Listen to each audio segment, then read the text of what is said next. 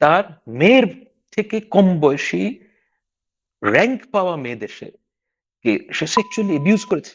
আমি আপনি যে মিলিটারির কথা বললেন যে মিলিটারি হুম, থেকে কেন আইকেবি কে নেওয়া হয়নি কিংবা হুম, এফিসিয়েন্ট অফিসারদেরকে কেন নেওয়া হয়নি, হুম। আমাদের ভাই ধারণা নেই যে মিলিটারির কি অবস্থা। এগুলো আমি বলতে চাই না, তারপরেও আম, একটু বলা দরকার। আপনার আপনি একটা ভিডিও শেয়ার করেছেন যে একটা ব্রিগেডিয়ার যদি ডাকাতিতে হুম, মানে পার্টিসিপেট করে, হুম। একটা তাও সার্ভিস আবার ব্রিগেডিয়ার তাও আবার ইউনিফর্ম পরে। ইউনিফর্ম পরে, ইট ইজ জাস্ট আমি আমি আনএভারেবল। কালকে কালকে যখন স্বামী আমাকে ফোন করে বলল ঘটনাটা, আমি তো মানে এটা কি, এটা কি? মানে সর্বনাশ। একটা এয়ারফোর্সের একজন অফিসার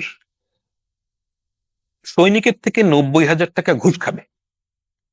আমি বলতে চাচ্ছি না, কারণ আমি নাম টাম নাই বলি, এগুলো বলাটা ঠিক না। এখন দেখেন, এটা হচ্ছে কি একদিক করাপশনের দিক, অন্য দিক দেখেন যে আমি কোন লেভেলের। আমি আমি তো আরো শুনেছি আর কি। স্বামী তো আমাকে বলেছে, হ্যাঁ, স্বামী তো বলেছে যে মানে কমান্ডিং স্বামী পজিশনে মানে সেক্সুয়াল অ্যাডভান্টেজ নেওয়া এটা তো। It is just unthinkable. মানে একটা জেনারেল লেভেলের লোক, মানে আমি জাস্ট নাম বলছি না, তার মেয়ের থেকে কম বয়সী র্যাঙ্ক পাওয়া মেয়েদের সে সেক্সুয়ালি অ্যাবিউজ করেছে। একটা জেনারেল, হ্যাঁ, মানে আপনি যদি ওই ল্যাটিন আমেরিকার উপন্যাসগুলো পড়েন, ওখানে তো আসলে এই জিনিসগুলো প্রায় আসে। এক্স্যাক্টলি। ওখানেও ওখানে যে জিনিসগুলো আসে যে জেনারেলদের যে সেক্সুয়াল প্রক্লিভিটি, এটার যে যারা কি বলবো, যে সমস্ত মেয়েরা এটা শিকার, তারা কিন্তু আমি যতদূর মনে পড়ে যে এরা কিন্তু কেউ মিলিটারির লোক না। হ্যাঁ, আমাকে মানে আমার বাবাদের মিলিটারি কন্টেম্পোরারি লোক না মানে? মিলিটারি মানে লোক না? মানে একজন ফিমেল মিলিটারি অফিসার, ও আচ্ছা। বুঝতে পারছেন? মানে যে হুম, আমি যে সমস্ত জায়গায় পড়েছি, হুম, এমনকি মানে এখানে বলি যেহেতু এটা টেলিভিশন নাম, হুম। যে আমাদের বাবাদের কন্টেম্পোরারি অফিসারদের কাছে আমি এই জিনিসটা অনেকের কাছে শুনেছি যে আমাদের একজন এরশাদ সাহেবের তো আসলে এই ব্যাপারে বেশ দুর্নাম ছিল। হুম, কিন্তু আচ্ছা, এটা আমার কথা না, স্ট্রিক্টলি ওনাদের কথা। আমি এটার সত্য মিথ্যা কিছুই বলতে পারবো না, যা আমি শুনেছি আমি সেটাই বলছি। যে তারা একটা কথা বলতেন যে এরশাদ সাহেব কিন্তু কখনোই কোনো মিলিটারি অফিসারের ওয়াইফদের সাথে কখনোই কোনো অ্যাডভান্সমেন্টের দিকে যাননি, রাইট? সেই ব্যাপারে উনি অত্যন্ত আহ সুনাম আছে না। হ্যাঁ, এখানে দেখেন, আর আমাদের দেশের এখনকার জেনারেলরা ফোর্সের এগুলা এগুলো বলা খুব ডিফিকাল্ট ভাই। মানে আমি আমি আমি আপনাকে আরেকটা এক্সাম্পল দিই। মানে ধরেন যখন বিডিআর কার্নেসটা হলো, তো ওই সময় আমি আমি পপুলারে, আমি তো আমার অফিস কিন্তু জাস্ট ওই রাস্তাতেই, হ্যাঁ, হুম, পপুলারের যে হ্যাঁ, এক্স্যাক্টলি। ফার্মাসিউটিক্যাল অফিস আছে ওই রাস্তাতেই, মানে কয়েকটা ব্লক পিছনেই কিন্তু ঘটনাটা ঘটছে আর কি। তো যখন এই সমস্ত ডেড বডি গুলো বেরোচ্ছে, ইয়ে হচ্ছে এবং সমস্ত স্টোরি গুলো বেরিয়ে আসছে, ওই সময় আমাদের এইচআর ম্যানেজার ছিল এক্স আর্মি অফিসার, একজন এক্স মেজর আর কি। খুব ভালো ছেলে, এখন এখন এখন হংকং এ থাকে বোধহয়। এখন স্ট্যান্ডার্ড চার্টারে কাজ করে। তো ও আমাকে বলছে সে যে স্যার, আপনি জানেন যে একজন আর্মি অফিসার সে কোন জিনিসটাকে সবচেয়ে বেশি ইয়ে করে প্রোটেক্ট করতে চায়, সেটা হচ্ছে যে ডিগনিটি, অফকোর্স। মহিলাদের ডিগনিটি, আর্মি অফিসারদের ওয়াইফদের ডিগনিটি। এইটা তার কাছে ১ নাম্বার প্রায়োরিটি। হ্যাঁ, এবং আপনি কখন আমাকে সে বলছে অ্যাবসলিউটলি। যে আপনি কখনোই দেখবেন না যে আর্মি অফিসারের ওয়াইফকে কোনোভাবে অসম্মানিত করেছে কেউ, সেটা একজন আর্মি অফিসার মেনে নেবে, কখনোই মেনে অ্যাবসলিউটলি নেবে। নট। এবং মানে সেইটা ছিল, এটা বেশি দিন আগের কথা না, ২০০৮ সালের ঘটনা। হ্যাঁ, if you can't protect your wife, how would exactly, you protect the country?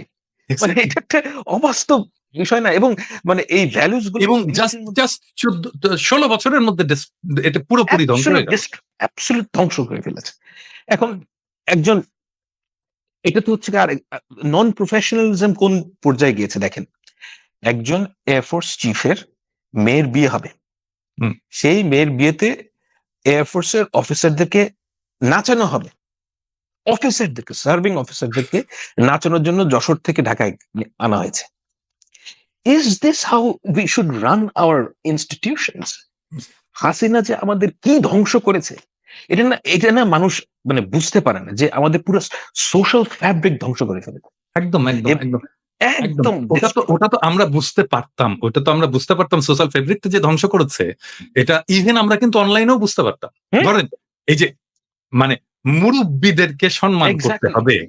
হ্যাঁ, Exactly. এইটা কি আমাদেরকে কেউ শিখিয়েছে? আমি আপনাকে একটা না। এক্সাম্পল দিই, খুব ইন্টারেস্টিং এক্সাম্পল। সেটা হচ্ছে যে তখন আমি কেবল আজিজুল হক কলেজে ভর্তি হয়েছি, মানে স্কুল থেকে পাশ করে ইন্টারমিডিয়েট ফার্স্ট ইয়ারে।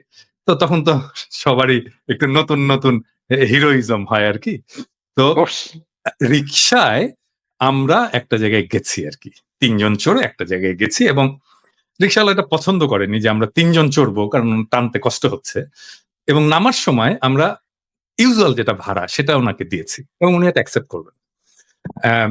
এবং আপনি নিশ্চয়ই খেয়াল করলে বুঝতেন আমি ওনাকে উনি উনি করে বলছি হুম। কেন, এটা আমি পরে ব্যাখ্যা করছি।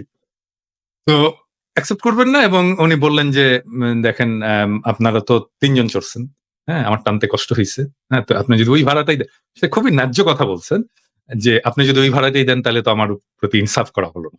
তো এটা আমাদের গায়ে লাগলো, হ্যাঁ আমাদের কাছ থেকে বেশি ভাড়া নেবে, এটা তো আমাদের ইগোতে লেগেছে আর কি। এবং ভাড়া না দিয়ে একটু দুর্ব্যবহার করা হয়েছে ওই ভদ্রলোকের সাথে, রিক্সাওয়ালার সাথে। তো যাই হোক, তারপরে আমরা কাজ টাজ সেরে আমি বাসায় ফিরছি।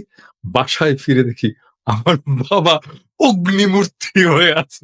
কারণ ওই রিক্সাওয়ালা যে বাবার কাছে কমপ্লেন করে দিচ্ছে এবং যা পিটুনি দিল সেদিন বাবা। হ্যাঁ, হ্যাঁ। মানে আপনি তাহলে চিন্তা করেন যে একজন রিক্সাওয়ালা, হ্যাঁ, সে একটা পাড়ার একজন মুরব্বীর কাছে তার ছেলের ব্যাপারে কমপ্লেন করতে পারে এবং এই কমপ্লেনটাকে খুব সিরিয়াসলি নেওয়া হয় ফ্যামিলিতে Absolutely. এবং সেইটার একটা ব্যবস্থা করা হয়। এবং আমার ওই যে সেই দিন যে শিক্ষাটা হলো, হ্যাঁ, সেই শিক্ষা তো আমি এখনো ভুলিনি। এই সোশ্যাল Absolutely. ফ্যাক্টরি তো নষ্ট হয়ে গেছে।